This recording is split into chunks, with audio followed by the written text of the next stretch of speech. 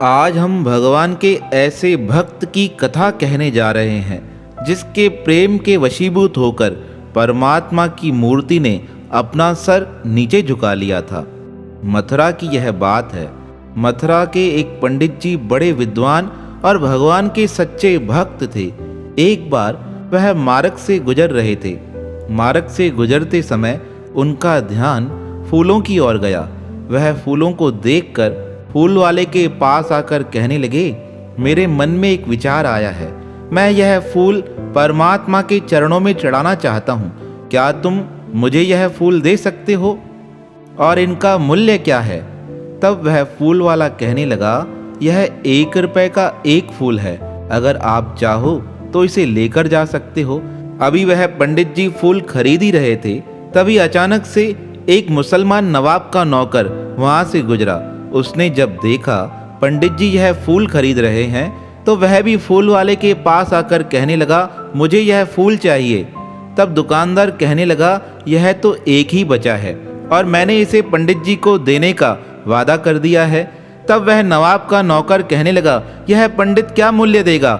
मैं तुझे इससे अधिक मूल्य देने को तैयार हूँ, तुम यह फूल मुझे दे दो। तब पंडित जी कहने लगे, मुझे यह फूल परमात्मा के चरणों में समर्पित करना है। तुम नवाब को देकर खुश करोगे और मैं अपने परमात्मा को देकर खुश करूंगा, इसलिए यह फूल तो मुझे ही चाहिए। तब नवाब का नौकर कहने लगा, मैं इसका 10 गुना मूल्य देने को तैयार हूँ, तुम यह फूल मुझे दे दो। तब पंडित जी उस नवाब के नौकर से कहने लगे, तुम तो एक नवाब के नौकर हो और मैं तो अनंत कोटि ब्रह्मांड नायक भगवान श्री कृष्ण का सेवक हूँ, तुम मेरे सामने क्या टिक सकते हो? तब नवाब का नौकर क्रोधित होकर कहने लगा, मैं इस फूल के 100 रुपए देने को तैयार हूँ। तब पंडित जी कहने लगे, मैं इस फूल के लिए 1000 रुपए देने को तैयार हूँ। जब पंडित जी के मुंह से नवाब के नौकर ने 1000 रुपए का मूल्य सुना तब वह वहां से भाग गया। पंडित जी वचन के पक्के थे।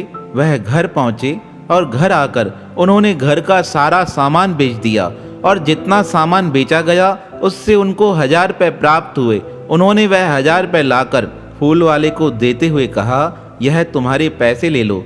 वह फूल वाला कहने लगा, पंडित जी इतना तो इसका मूल्य नहीं है। पर पंडित जी कहने लगे, मैंने तुमसे वादा किया था, यह तो वचन की बात है, अब तुम्हें यह 1000 रुपए रखने पड़ेंगे। तब 1000 रुपए लेकर उस फूल वाले दुकानदार ने एक अच्छा सा हार पंडित जी को देते हुए कहा, यह हार भी अपने परमात्मा को समर्पित कर देना। अब उस हार को लेकर बड़ी खुशी के साथ पंडित जी अपने मंदिर में पधारे।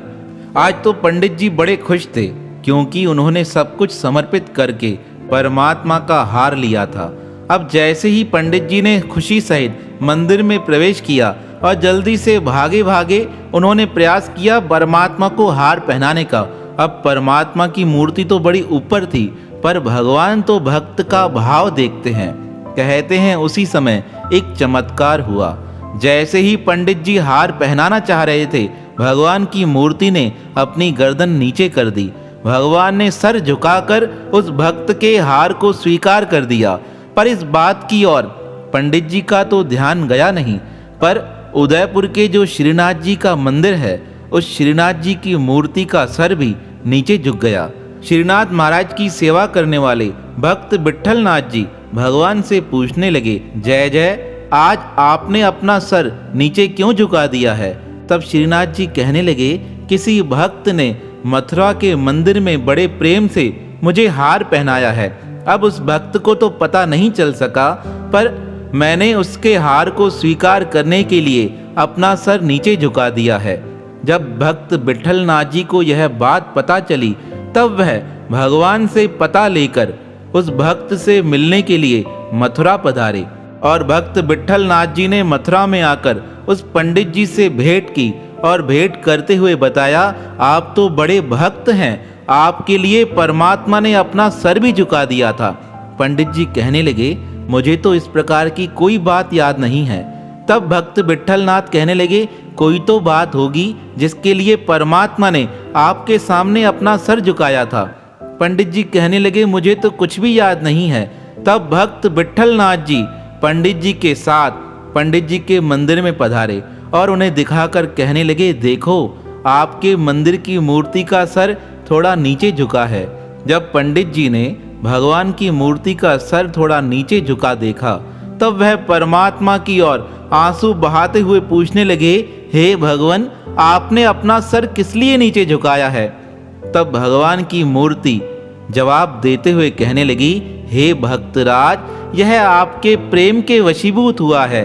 उस दिन आपने घर का सारा सामान बेचकर मेरे लिए हार खरीदा था। उस वक्त आप बड़े उत्साह के साथ मेरे लिए हार लेकर आए। तब आपको तो ज्ञान नहीं रहा कि मेरी मूर्ति ऊपर है। उस समय मैंने आपके हार को स्वीकार करने के लिए अपने सर को नीचे झुका दिया था। भगवान की यह बात सुनकर पंडित जी को बड़ा रोना आ गया। कहने लगे, हे नाथ, मुझसे बड़ा अपराध हुआ है, मेरे कारण आपको बड़ी तकलीफ हुई है।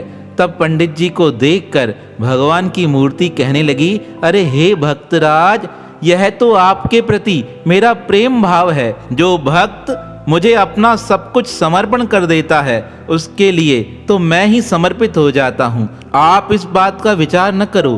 तब भगवान श्री कृष्ण ने श्री विट्ठलनाथ जी को आदेश देते हुए कहा, विट्ठलनाथ, पंडित जी को समझाने का प्रयास करो।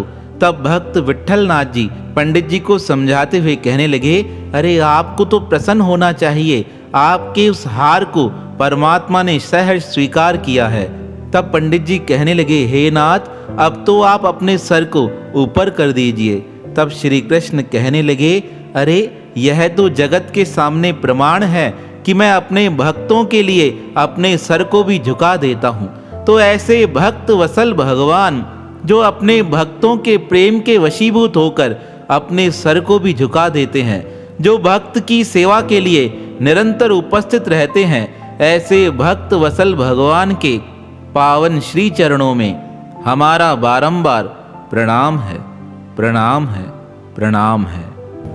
ऐसा ही एक प्रसंग हमें महाराष्ट्र के थाने से मनोहर लाल जी ने लिखा है। उन्होंने लिखा है, मैंने बचपन से भगवान शंकर की बड़े दिल से पूजा की थी।